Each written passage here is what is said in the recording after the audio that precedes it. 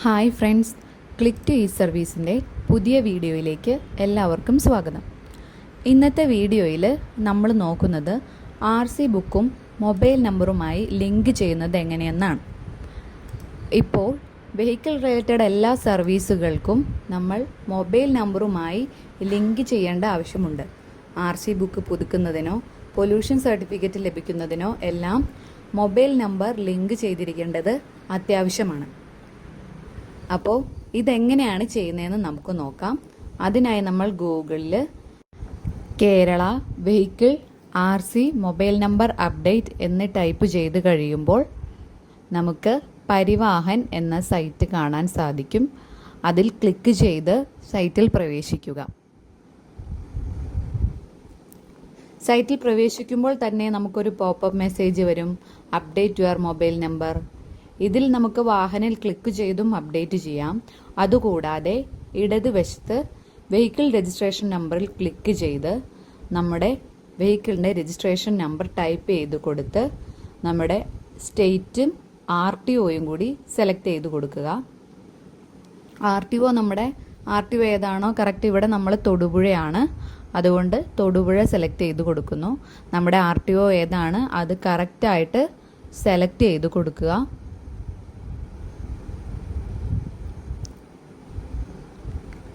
Then നമ്മൾ proceed കൊടുത്ത് മുന്നോട്ട് പോകുകയാണ്. അപ്പോൾ ഒരു പോപ്പപ്പ് വിൻഡോ വരും, അവിടെ വീണ്ടും പ്രൊസീഡ് കൊടുക്കുക.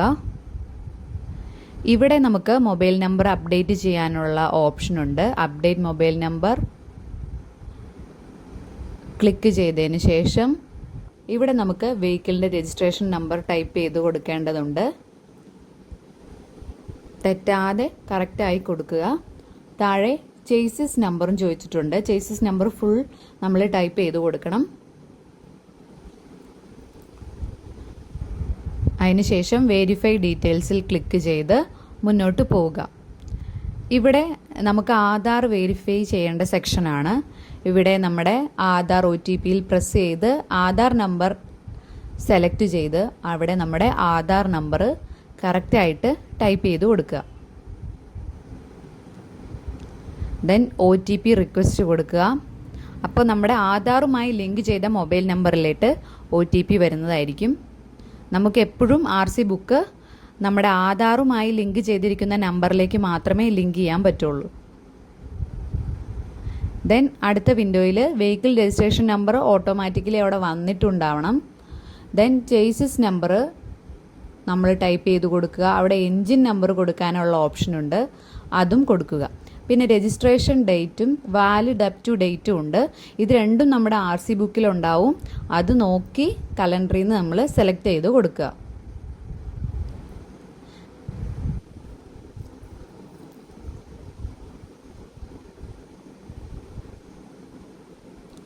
ദെൻ ഷോ ഡീറ്റെയിൽസിൽ ക്ലിക്ക് ചെയ്യുക.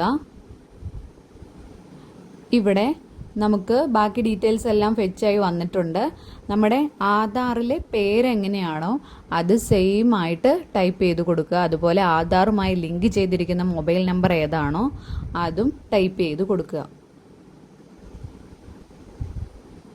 ദെൻ ഐ അഗ്രി കൊടുത്ത് വെരിഫൈ കൊടുക്കുക.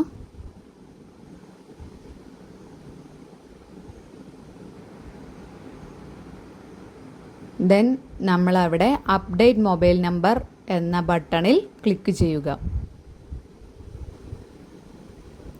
ഇവിടെ നമ്മുടെ മൊബൈൽ നമ്പർ അപ്ഡേറ്റഡ് സക്സസ്ഫുള്ളി എന്ന് കാണിക്കും. ഓക്കെ കൊടുക്കുക.